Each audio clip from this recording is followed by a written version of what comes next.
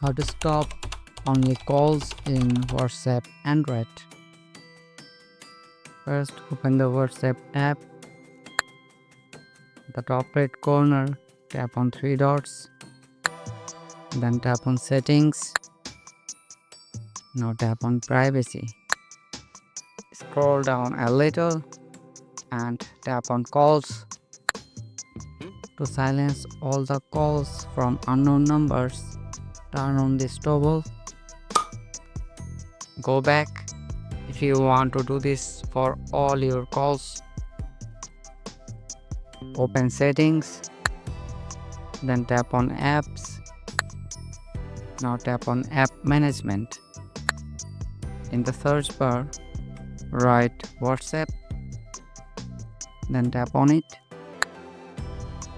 Now tap on permissions, then tap on notifications. You can see hide notification details on lock screen. Turn on this toggle. Now turn off the ringtone and vibration toggle, and that's it.